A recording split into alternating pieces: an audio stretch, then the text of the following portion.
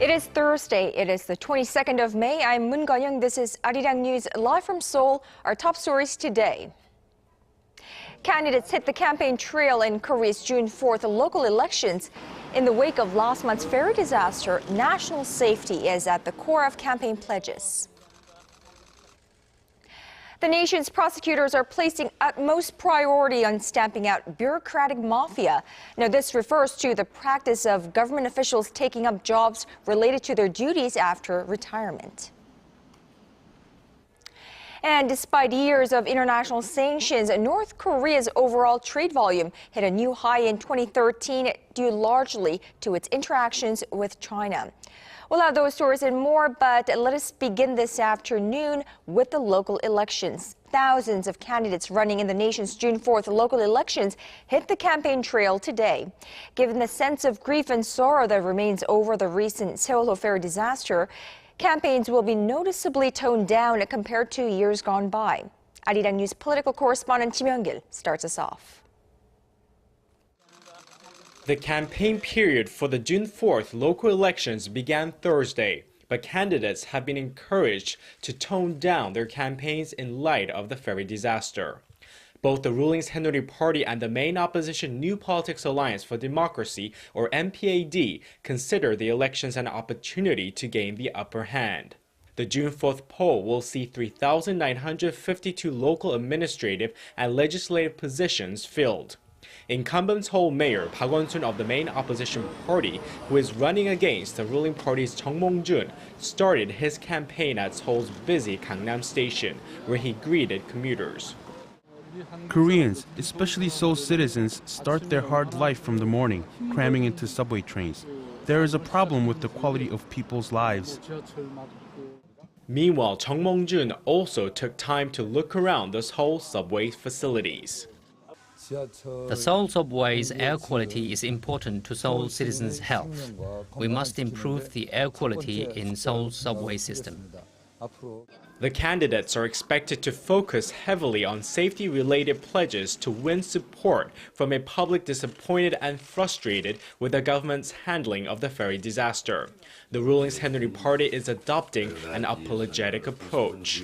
The NPAD is expected to stress the government's lack of competence in safety management.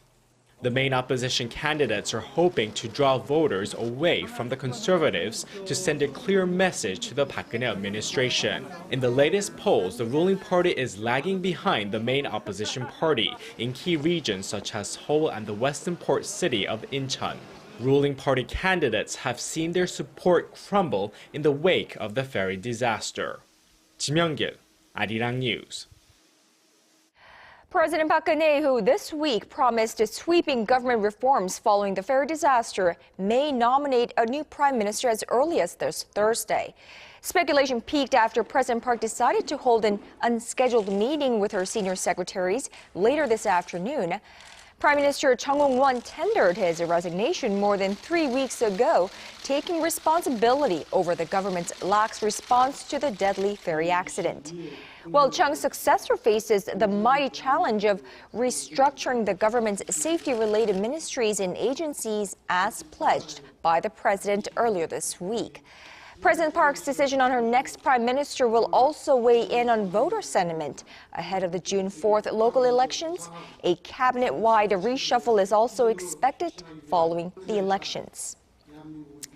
And now this just coming in onto the latest on the investigation in the Seoul ferry disaster. The prosecution has now been granted the right or an arrest warrant to detain the practical owner of the ferry operator. 73-year-old Yoo Byung-hun has been on the run from authorities since Friday now after failing to show up for questioning. The latest warrant comes a day after authorities searched a religious compound thinking that he was hiding out there.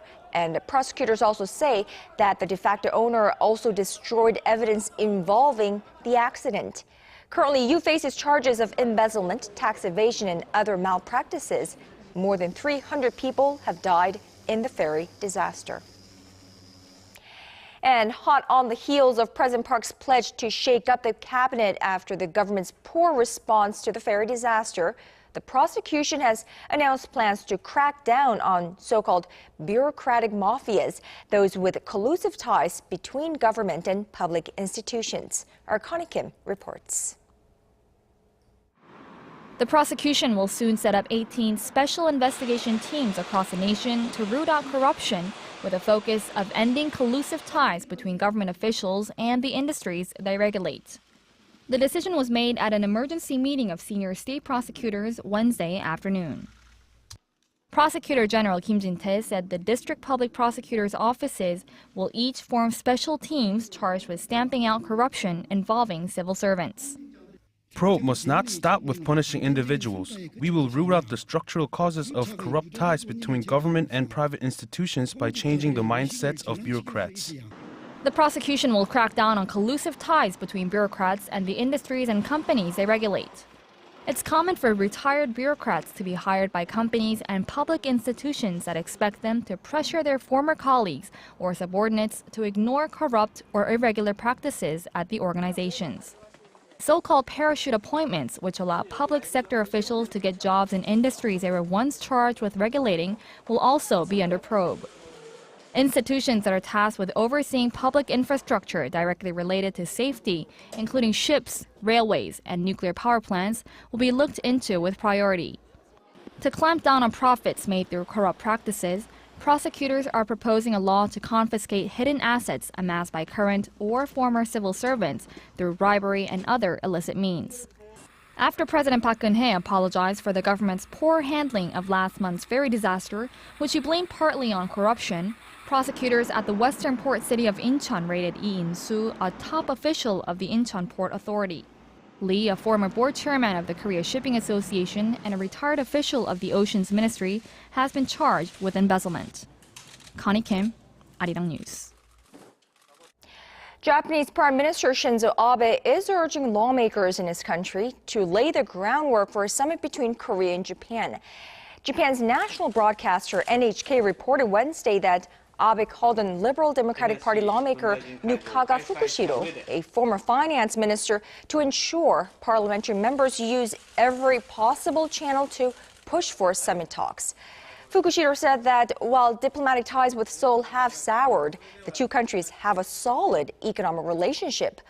A private two-day Korea-Japan business meeting was held in Japan last week, and Korean President Park Geun-hye and Abe, who both came to power early last year, have yet to hold a bilateral summit due to strained ties over historical and territorial issues. Meanwhile, Chinese President Xi Jinping is calling on neighboring countries to build a security framework aimed at countering Washington's influence in the region. But with China mired in territorial disputes with many of the countries it's seeking to partner up with, the prospects for Chinese leader getting his way don't look too good. Our Kim Hyun-bin reports. President Xi Jinping at an international security summit in Shanghai on Wednesday said that the problems facing Asia today should be handled by the nations within Asia. Asia countries should all cooperate to resolve security issues in the region. There was a not-so-veiled reference to the U.S. as it seeks to increase its influence in Asia. A third party aimed at enhancing military alliances in the region does not serve our interests. Xi made the statements at the 4th Conference on Interaction and Confidence-Building Measures in Asia, a group of more than 20 mostly Asian nations. Xi's vision for a new Asian security concept has a supporter in Russia, which launched joint naval exercises near the disputed East China Sea islands this week. Russian President Vladimir Putin has already backed the idea, but it may be hard to see it through, as nations will be reticent to harm relations with Washington. Many of them are also mired in territorial disputes with China. Relations between Beijing and Washington have been sour in recent months over accusations of cyber attacks, newly established air defense zones, and territorial disputes in the South China Sea. Kim Hyun-bin, ARIRANG News.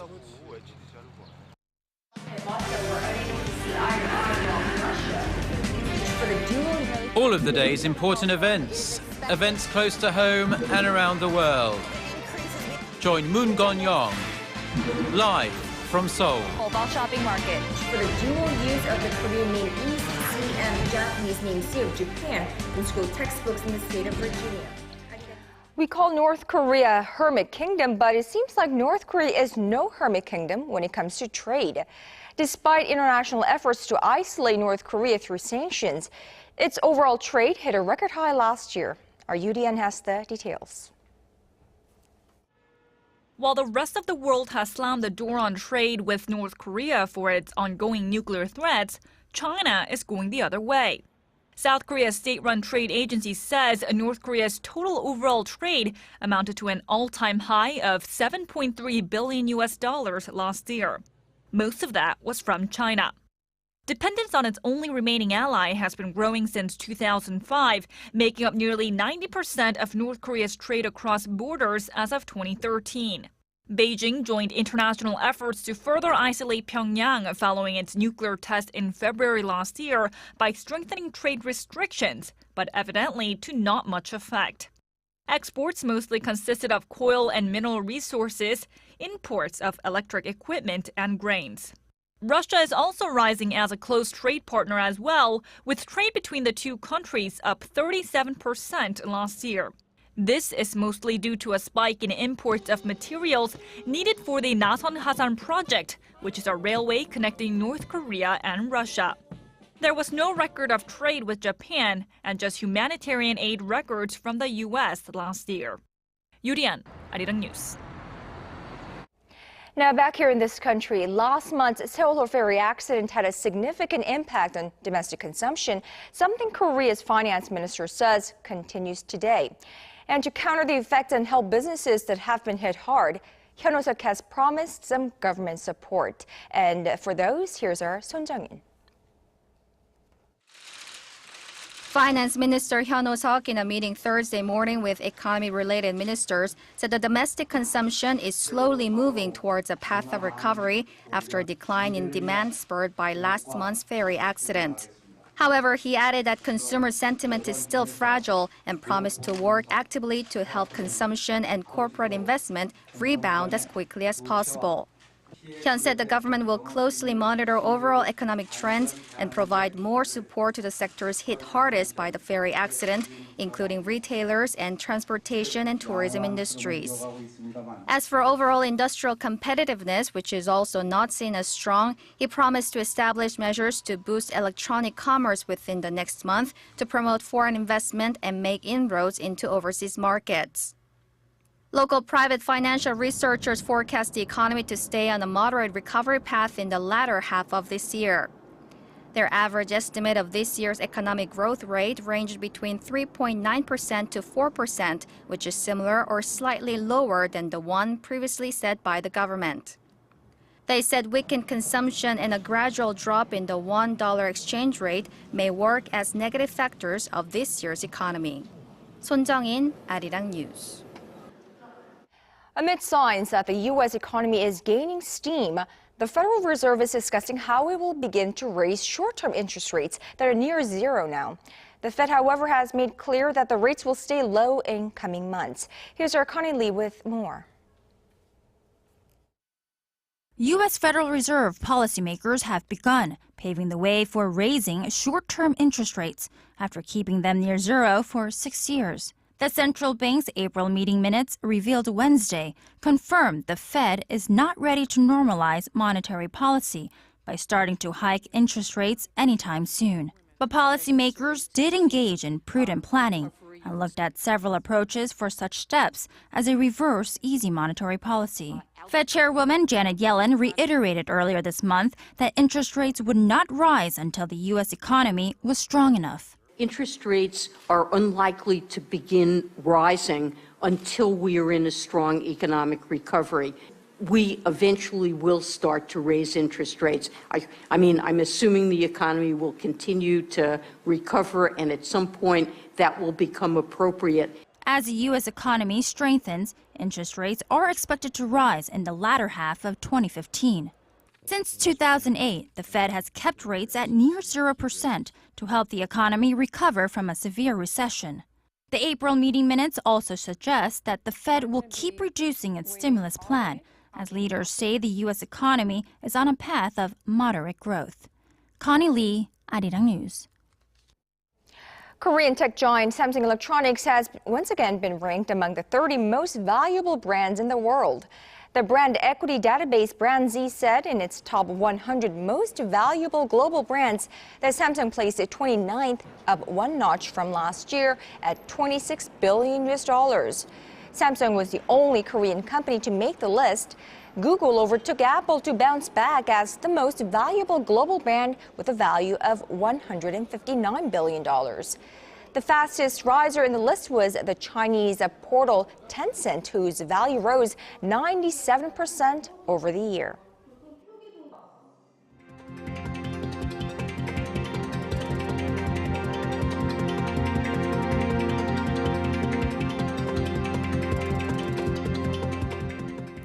Now, over in Nigeria, 48 people are dead and 3 more suspected village strikes by Boko Haram. In one of the towns, Alagarno, residents said gunmen killed 17 as they swept through their village Tuesday night, burning homes and leaving with stolen food and vehicles. Alagarno is near the area of Chibok, where more than 200 schoolgirls were abducted from their dormitories last month. Now, this as people continue searching for bodies in the central city of Jos, where 2 bomb explosions there claimed at least 118 lives. And in the ongoing search for the missing schoolgirls, the White House announced it is sending in 80 non-combatant military personnel into Chad to help with intelligence, surveillance, and reconnaissance aircraft missions over Nigeria and surrounding regions. Now, it is International Day for Biological Diversity, which is a day designated by the UN more than 20 years ago to raise awareness of biodiversity issues. It's a day that should hold special meaning for Korea, especially as it lags behind many other countries in terms of protecting its indigenous plants. ARIRANG News Kwon So-ah reports. Here at Hantaek Botanical Garden in Yongin in Gyeonggi-do Province, hundreds of visitors stream in each day to experience nature up close on 730 square meters of land. I enjoy seeing all the different names of the wild herbs and wild flowers. Just looking at green makes me feel at ease. The fresh scent also draws me to come here. For 30 years, the director of Hantaek Botanical Garden, Lee Taek-ju, has been digging up plants in Korea and abroad, collecting their seeds and growing them on his soil. He has been to South America, Europe, and even secured species native to North Korea during trips to China. His passion also includes a sense of responsibility.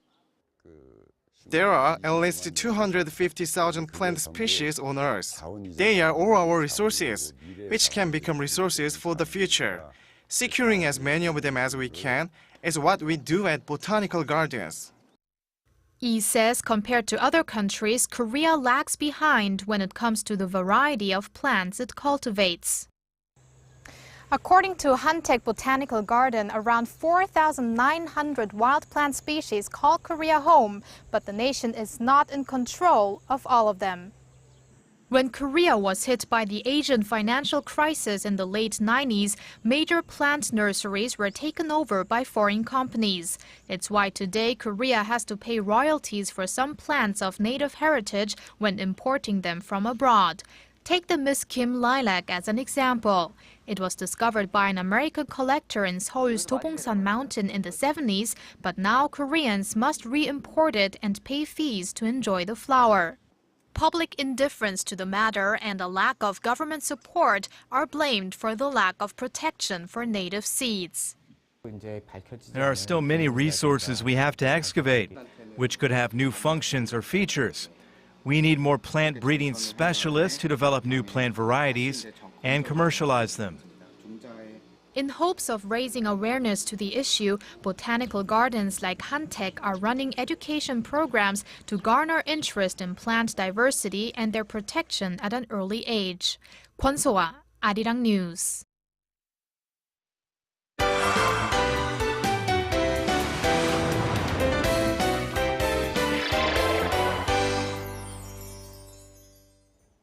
And now it's time for our daily arts and culture segment with our Im Yoon-hee. Now, if you remember, a few days ago, we talked about a few senior actors who have been cast in leading roles. And today, she has a report that continues with that theme. So let's get right to her. Good afternoon to you, Yoon-hee. Good afternoon. So that day I introduced Lee Sun-jae, who is one of the favorite elder actors here in Korea.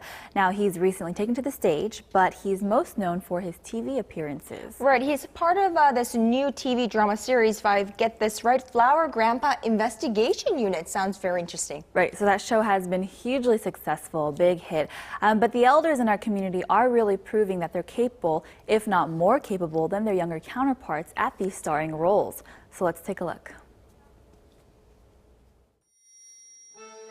After a science experiment goes wrong, the lives of 4 detectives are forever changed, when 3 of them rapidly age into 70-year-old bodies. The 4 buddies then try to find a way to change back, all while learning to cope with their unusual predicament. The newly released comedy drama, Flower Grandpa Investigation Unit, has been sweeping the ratings, keeping a steady first place within cable channel dramas. It's based on the hit reality show Grandpa's Over Flowers, and this new spin-off drama once again puts the spotlight on the actors who come with not just a few years, but a few decades of experience under their belts. I didn't think that my fan base would include such a wide range of people. And now everyone can see just why they should be in the center of attention. These seniors show that age not only brings wisdom, but a new sense of adventure. In Gangnam, within the last 2 years, community programs increased twofold, offering a greater range of arts and culture options, as well as hobby classes, all for the elderly citizens. I feel like I'm getting younger. It gives me energy doing things I've never done and learning new things. My willpower is so much stronger. All our grandkids say fighting to encourage us. They say I'm very admirable. Since doing this, I feel more worthy. There are approximately 7 million active seniors in the country, a number that's sure to grow as more and more baby boomers enter their 60s. And as expected of their generation, they'll be sure to stay active and participate in various activities. Gloomy people are becoming brighter. Shy people are becoming more extroverted. Anyhow, they are taking control of their lives and waking up to the real world. Age is just a number, as these grandpas and grandmas prove, entering and creating the second half of their lives. You know, I think this generation in Korea is really going out there and proving that the phrase age ain't nothing but a number is really true. And I think I've heard this active senior term before, referring to these silver or the senior age citizens here in Korea who are very proactive in doing things that they like. Exactly. So the active senior term is a phrase that's being used to refer to those in their 50s and 60s who, as the phrase implies, are active either within society or they are still working. Now, there has been a growth here in Korea of this generation, this age group of shopping more often or being willing to spend a little bit more money. And so these businesses are really gearing towards them. And so we have seen a shift, but also in the arts and culture as well. Right. I mean, you have been giving us reports on different kind of plays and performances that have the older generation cast as their members, and I'm sure that is because there is demand for them as well, right? Right. There has really been an increase in these plays, shows, TVs geared towards this older audience, but you know, it really seems that this grandma and grandpa trend has really been catching on in Korea, so not only are the older audiences enjoying these performances, but us as well. Right. So hopefully this will create a channel of communication between the older generation and the younger generation so we can have a more communicative society here in Korea. Exactly. All right. Thank you, Uni, for that. And we will talk to you next week. See you then.